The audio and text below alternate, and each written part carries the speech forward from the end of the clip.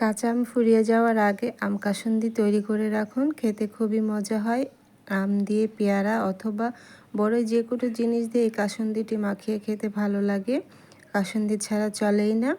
আর এই কাসুন্দিটি আম ফুরিয়ে যাওয়ার আগেই তৈরি করে রাখুন, সারা বছর এই আম কাসুন্দিটি রেখে খাওয়া যায়। আসসালামু আলাইকুম, কেমন আছেন সবাই?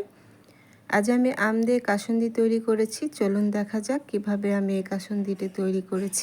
তৈরি করার জন্য প্রথমে আমি এখানে নিয়ে নিয়েছি 1 কাপ কালো সরিষা আর হাফ কাপ দিয়ে দিলাম সাদা সরিষা। আপনারা চাইলে যে কোনো একটি সরিষা দিয়ে কাসুন্দিটি তৈরি করে নিতে পারেন। আমি 2 ধরনের সরিষা দিয়েছি। এখন আমি খুব ভালো করে পরিষ্কার পানি দিয়ে এই সরিষাগুলো ধুয়ে নেব। সরিষার মধ্যে অনেক মাটি থাকে, সেজন্য কয়েকবার এই পরিষ্কার পানি দিয়ে এই সরিষাটা ধুয়ে নিতে হবে। আমি একটি ছাঁকনির সাহায্যে খুব ভালো করে সরিষাটা ধুয়ে নিয়েছি। ছাঁকনির সাহায্যে সরিষা ধুয়ে নিলে সরিষাটা ধোয়া সুবিধা হয়। দেখতেই পাচ্ছেন আমি খুব ভালো করে পরিষ্কার করে সরিষাটা ধুয়ে নিয়েছি। আর আমি কাঁচা আম দিয়ে কাসুন্দিটি তৈরি করব, সেজন্য আমি প্রথমে এখানে নিয়ে নিয়েছি একটি কাঁচা আম। অবশ্যই কাঁচা আম নিতে হবে। আমি কাঁচা আমের খোসাটা আগে ছাড়িয়ে নিয়েছি। এখন আমি ছোট ছোট টুকরো করে নিচ্ছি, কারণ এটা আমি ব্লেন্ড করে নেব। আপনারা চাইলে পাটাতেও বেটে নিতে পারেন। আমি ছোট ছোট টুকরো করে নিয়েছি কাঁচা আম। আমি একটি কাঁচা আম নিয়েছি, যেহেতু আমি 1 কাপ সরিষা নিয়েছি। আর 1 টুকরো নিয়ে নিয়েছি আদা, 1 ইঞ্চির পরিমাণ একটা আদা নিয়ে নিয়েছি। আরও নিয়ে নিয়েছি 5টি কাঁচামরিচ। আমি এই কাসুন্দিটি টক ঝাল কাসুন্দি তৈরি করব। আপনারা যদি কাসুন্দিটি আরেকটু টক খেতে চান তাহলে আমের পরিমাণটা বাড়িয়ে দিবেন। এখন আমি সরিষাগুলো ব্লেন্ড করে নেব, এই জন্য আমি একটি ব্লেন্ডার জারে সরিষাগুলো দিয়ে দিচ্ছি। আরও দিয়ে দিলাম আমের কুচিগুলো। এখন আমি আরও দিয়ে দিচ্ছি আদা, আর দিয়ে দেব কাঁচামরিচ, আর লাগবে স্বাদ মতো লবণ। আমি এখানে 1 চামচের মতো লবণ দিচ্ছি, পরে লবণের প্রয়োজন হলে আবার দিয়ে দেব। এখন সবগুলো উপকরণ আমি ব্লেন্ড করে নেব। আরও সামান্য পরিমাণ পানি দিচ্ছি, পানি ছাড়া এটা ব্লেন্ড করা যাবে না। আর সরিষা ব্লেন্ড করতে একটু সমস্যা হয়, সেজন্য অবশ্যই লবণটা দিয়ে নেবেন। ব্যাস কয়েকবার ঘুরিয়ে নিলেই ব্লেন্ড হয়ে যাবে। এখন আমি ব্লেন্ড করে নিচ্ছি। সরিষাগুলো ব্লেন্ড করতে প্রায় 30 সেকেন্ডের মতো সময় লাগে, বেশি সময় লাগে না। আমি সরিষাগুলো খুব ভালো করে ব্লেন্ড করে নিয়েছি, দেখতে পাচ্ছেন খুব মিহি করে ব্লেন্ড করা হয়ে গেছে।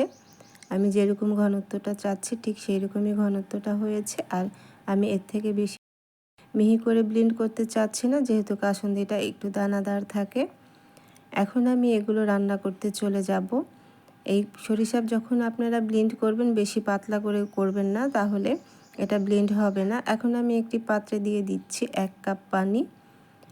আরও দিয়ে দেব হাফ চামচের মতো হলুদ গুঁড়ো আর হাফ চামচ মরিচ গুঁড়ো, শুকনো লাল মরিচের গুঁড়ো, যেহেতু কাসুন্দিটা একটু ঝাল ঝাল হলে খেতে বেশি ভালো লাগে। আমি চুলোটা ধরিয়ে দিয়েছি। পানিটা যখন ফুটে আসবে তখন আমি দিয়ে দিচ্ছি আগে থেকে ব্লেন্ড করে রাখা কাঁচা আম ও সরিষা। এখন শুধু জাল করার পালা।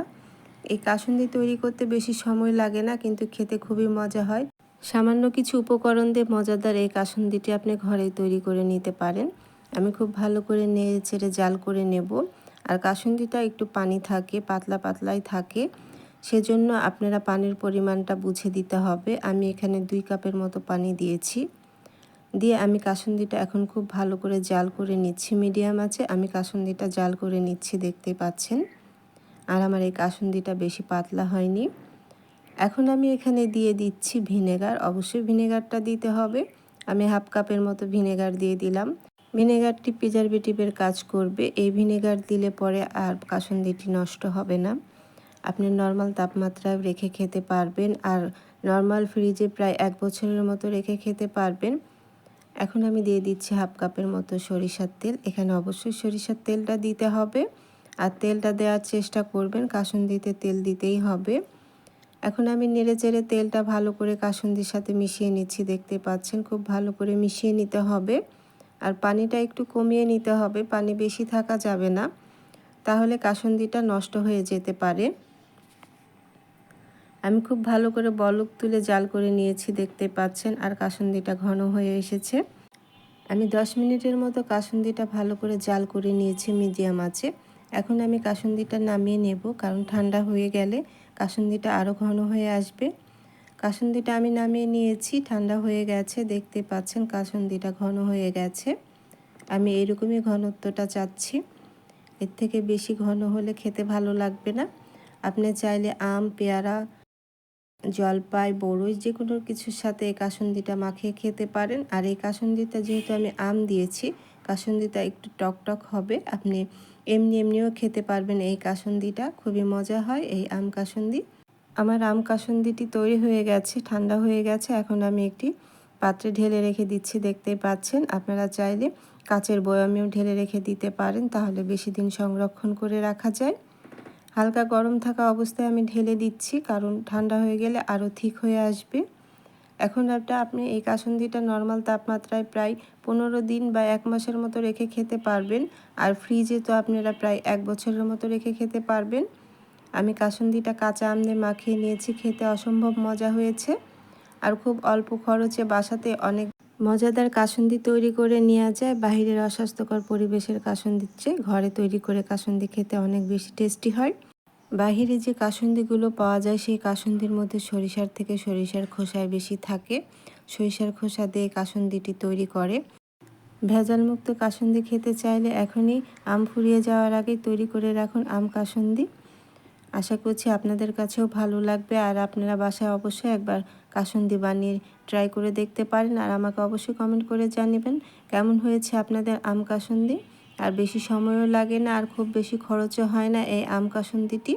বাইরে থেকে কিনতে গেলে প্রায় এতটুকু কাসুন্দি আপনার প্রায় 500 টাকার মতো লেগে যাবে।